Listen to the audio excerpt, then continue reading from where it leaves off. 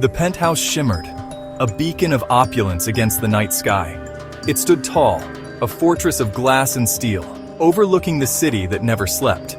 Crystal chandeliers cast rainbows across marble floors, their light refracting into 1,000 colors, creating a dance of light that was both mesmerizing and cold.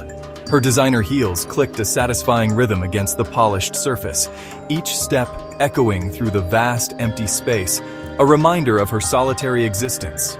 He was late, again. Not unusual for a man with his obligations. The clock ticked on, each second stretching into an eternity as she waited, alone in the lavish living room. Still, a flicker of unease danced in her chest, a feeling she couldn't quite shake off. It was a familiar companion, this unease, always lurking in the shadows. He always said she was his prize, his trophy wife. She played the part well, dressed in elegance, always the perfect picture of grace and beauty. He showered her with diamonds, vacations, and adoration. Each gift was a reminder of her place in his world, a world of luxury and excess. Their life together was a carefully curated performance. Every moment, every gesture, meticulously planned and executed to perfection. Every smile, every touch, documented and displayed for the world to envy. They were the perfect couple, the epitome of high society. But tonight, the performance felt hollow.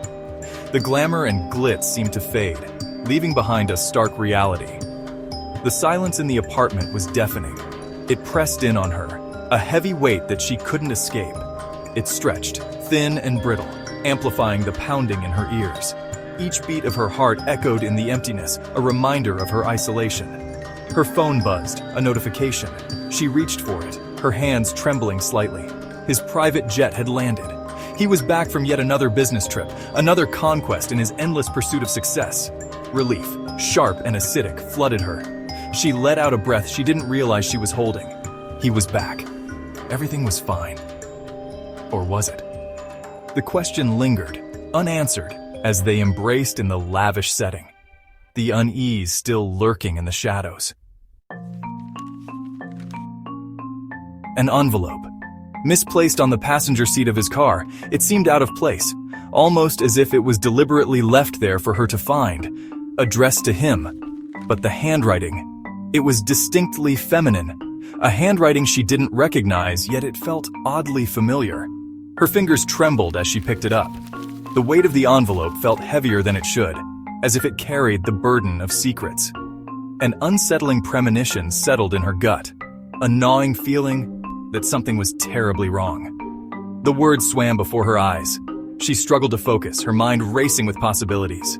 Bank statements, accounts she didn't recognize, transactions that made no sense, numbers that made her blood run cold, large sums of money moved without her knowledge, her perfect husband, her perfect life. Or so she thought. Was it all a lie? The foundation of her reality seemed to be crumbling. She spent her days in a haze of suspicion. Every moment, every interaction, now tinged with doubt.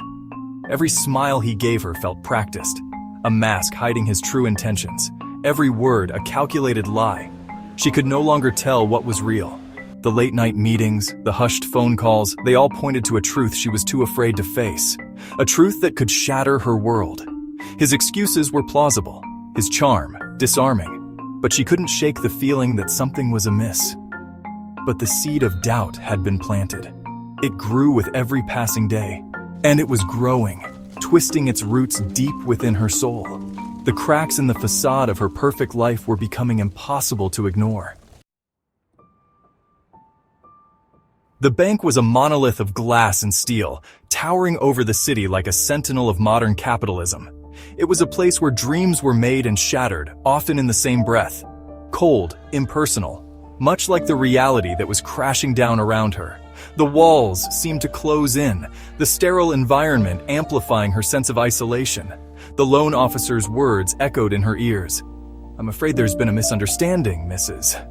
His tone was devoid of empathy, a mere formality in a world governed by numbers and bottom lines. Empty. The accounts were empty. Drained. Every penny they had saved, every bit of security they had built, gone in an instant. The realization hit her like a physical blow. Her breath caught in her throat, her heart pounding as if trying to escape the cage of her ribs.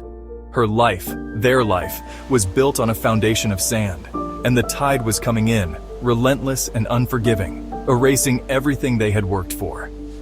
Loneliness was a suffocating blanket. The silence of their home, once a sanctuary, now mocked her with its emptiness. Every corner of the house seemed to whisper of what once was.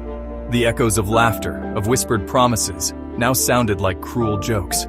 Memories that once brought joy now twisted the knife of her despair. She wandered from room to room, a ghost in her own life.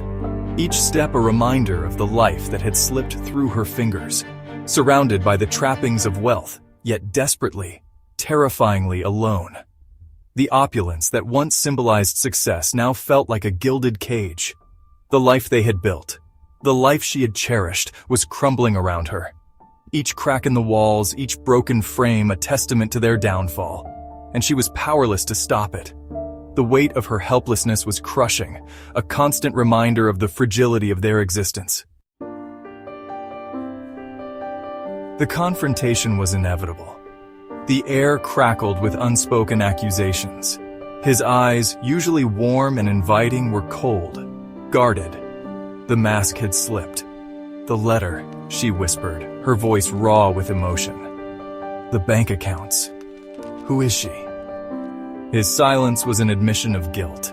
The truth, when it came, was even more devastating than she could have imagined. A web of deceit, spun over years. A betrayal so profound it shattered her world. Tears streamed down her face as the weight of his lies crushed her. She had given him everything. Her heart, her trust, her life, and he had thrown it all away. The pain was unbearable, a searing, white-hot agony that consumed her. The days that followed were a blur. Lawyers, paperwork, the dismantling of a life built on lies. The world watched, hungry for scandal. She retreated inward, seeking solace in the silence he had left behind. The apartment, once a symbol of their love, now felt like a prison. Its gilded cage now felt suffocating. She made a decision. It was time to reclaim her life. She sold what was left of their property, the empty symbols of a love that never existed. Piece by piece, she shed the remnants of the life they had built, leaving only the raw, aching truth. The sunrise was spectacular. A riot of color painting the sky in shades of orange, pink, and gold. She stood on the balcony of her new apartment, a small, modest space filled with sunlight.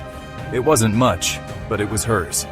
The pain was still there, a dull ache in her chest, but it no longer consumed her. She had survived. She had emerged from the wreckage of her life, battered but not broken. The world was a different place in the morning light, full of possibilities, of second chances. She took a deep breath, the crisp air filling her lungs with the promise of a new beginning. The future was uncertain. But for the first time in a long time, she felt a flicker of hope. She had learned a brutal lesson about love and trust, but she had also discovered a strength within herself she never knew she possessed. The betrayal had nearly destroyed her, but it had also set her free. Free from the lies, the deceit, the gilded cage of his creation. She was a survivor, and she would rise from the ashes of her shattered dreams, stronger and more determined than ever before. The sun climbed higher, bathing the city in its golden light. A new day was dawning, and she was ready to meet it. Alone, but not broken. Scarred, but not defeated. She was ready to write her own story.